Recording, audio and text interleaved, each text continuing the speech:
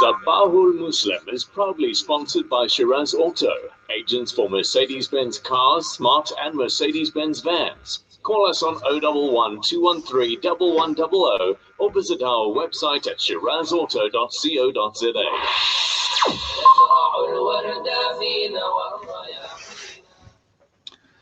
Just gone 7 minutes past 7. Welcome back to Sabahul Muslim on Radio Islam International. So yesterday we spoke about the burning down of Solis Corner, or the fire.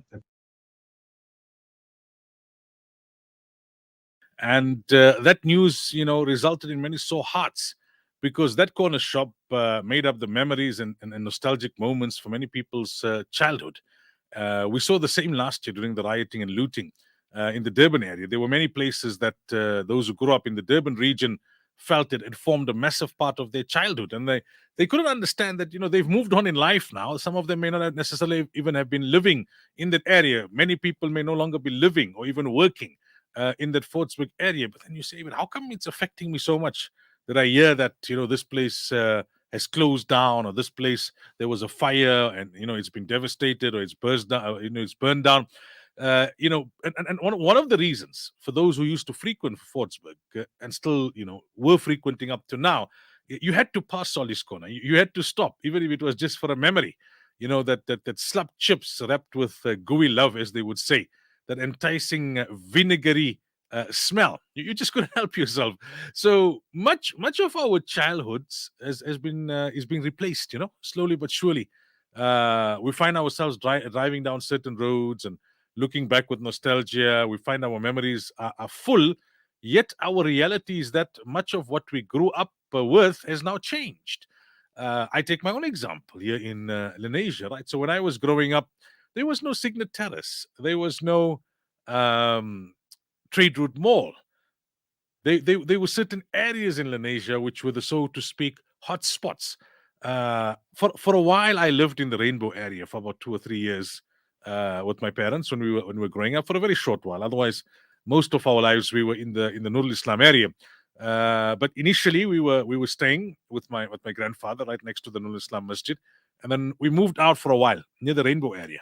And I just have great memories of that Fatima's Cafe. The other day, I think I was passing by there after some time, a long time, and I had a look at it. Obviously, everything looks different. I didn't go into the store. I'm sure that it looks very different in the store, but all those memories come flooding back. The old BP garage here in Lenasia, that corner cafe there, the old BP garage had much more happening than what you would find there currently, I suppose. Now you're bound by all the regulations. So if you've got an engine fuel station, you've got to do it according to their specs and their plan, and it's just the filling station and the convenience store, as it's called. But those days, you had the BP garage, you had the Mazda car sales, you had the workshop on top, then you had the pharmacy, and you had the takeaway, and then you had the shop right there on the corner. So for many people, that would bring back memories, or Ackelwires, or the bakery. But things change. People gravitate now towards different things. There are so many newer, smarter buildings. Eating places are more Instagram worthy. Yet these corner shops had a certain character. The shop itself had a certain character, and it was the individuals behind it that were the heart and soul of the shop. Whether it was the late night sandwiches, or the cold wintry nights with friends after coming from the masjid, and you had to pop by there. In those days, crime wasn't that much of a challenge. You would go just hang around there, buy certain things, catch a bit of a chow. So that's what we're talking about, right? This morning. Slowly, the cafe culture is being replaced by smarter restaurants, and yet we still hold on to those memories of the cafe culture. So tell us, what was the place that you grew up with, your corner cafe, that brings back memories for you and brings that nostalgia? What is your favorite memory of this corner cafe? And I think as I'm going to be reading out these memories, I'm going to start feeling very hungry. But be that as it may, it's interesting how life evolves, and how, as much as we enjoy what's new, we still long in a way for that which was old. I've mentioned this previously. that I spent a big portion of my youth in Marikana with my maternal grandparents. Used to go there for long periods of time, although our family was based in Indonesia. And now, as I'm talking, I'm also recollecting about the cafes. They may not necessarily have been on a corner, but we would go there and the kind of things that you would do there. In those days, it was all those cafe games, Street Fighter, and I don't know what else. Then the Tata box. Now, in those days, you didn't have the option of buying those newer, smarter Tata boxes that parents spoil their kids with. You come and put it in your own house and you play. The whole flavor of it was to go with your friends there and play. There in a country town like Marikana, I remember they used to make these cars out of wires with the what was called then the groovy cans. The cool drink cans. They used to make the wheels out of that, and you would move around everywhere with it. The other day, Mawaja and I spoke about the speed bike, the racer. I'm struggling with the actual name now, but that the one that had the gears. That was an in thing. The mountain bike and all of that came afterwards. So it was BMX, and then when you got a promotion, you got that one. The handles came like round like that, and the same. It had a similar kind of structure to what the professional racers use. Those are the kind of things you think about. Everybody would pull in there with their bicycles, and all the bicycles would be put on the floor, just on the edge of the shop entrance. That's where you left your bicycle. No real threat of the bicycle being stolen. Yeah, maybe some people had a bicycle chain that either had a key or otherwise had what you call it, a number lock, and off you went into the cafe and you used your spending and you bought. I remember when I was doing HIVs in Extension 8, then Adams Cariden, as it was known then. I'm not sure what it's known these days. That was also a place where we would congregate. Khalichas. I'm just giving some lands examples, right?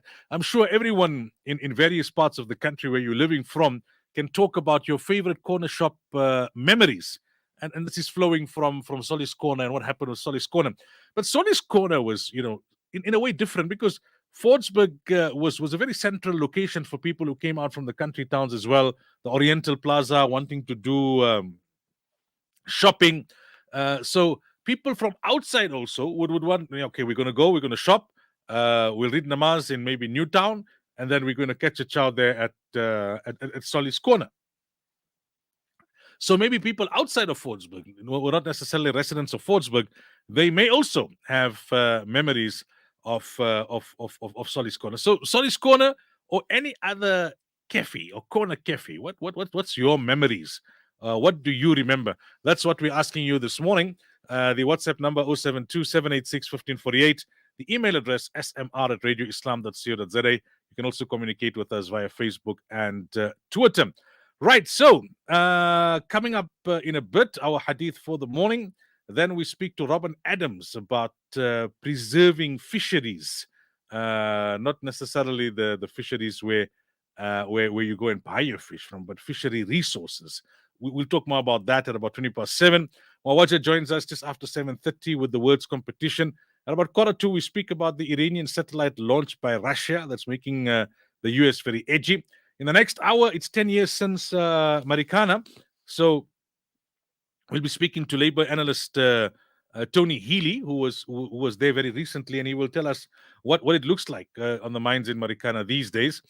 Then we continue the discussion on we commence the discussion on the Azwaj Mutahharat as part of our Women's Month focus.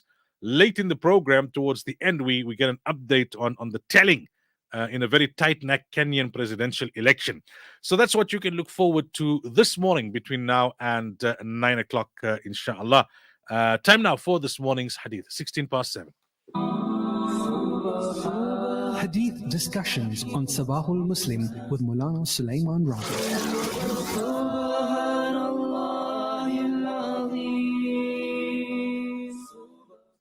عن جندب بن عبد الله رضي الله عنه قال قال رسول الله صلى الله عليه وسلم من صلى صلاة الصبح فهو في ذمة الله فلا يطلبنكم الله من ذمته بشيء فإنه من يطلبه من ذمته بشيء يدركه ثم يكبه على وجهه في نار جهنم رواه Muslim. Jundub ibn Abdullah radiyallahu an narrates that the Messenger of Allah sallallahu alayhi wasallam said, one who offers the Fajr Salah is under the protection of Allah. So let not Allah seek from you anything regarding his protection, because he will seize that person from whom he seeks anything regarding his protection. He will then fling him on his face into the hellfire. This narration is in Sahih Muslim. Jundub ibn Abdullah lived in Kufa and Basra. He was also known as Jundub al-Khair, and he has narrated 43 ahadith. Here what is mentioned, that is what is meant, the scholars say, is that when a person performs his Fajr Salah, he is in the protection of Allah. And this is specifically mentioned because after Fajr Salah, that is when people venture forth in the world for their needs and necessities. So whoever is in the protection of Allah, don't harass them, don't trouble them, because you are troubling someone who is under the protection of Allah. And then you could face the consequences of having harassed someone who is in the protection of Allah. The great tyrant Hajjaj bin Yusuf, he would question people as to whether they had performed their Fajr Salah or not before deciding to punish them. If they had, he wouldn't harass them because he feared the warning, this hadith. Subhanallah, what a motivation for us to perform the Fajr Salah. And if someone performed the Fajr Salah, recognize that that person is close to Allah, and don't trouble that person. And that is what ties up with the discussion of the chapter, being merciful, being compassionate, being considerate towards fellow Muslims. Of course, even if a person didn't perform Fajr Salah, it doesn't give you a license. It just means the consequences would be more dire if that person had performed the Fajr Salah. This is Sabahul Muslim.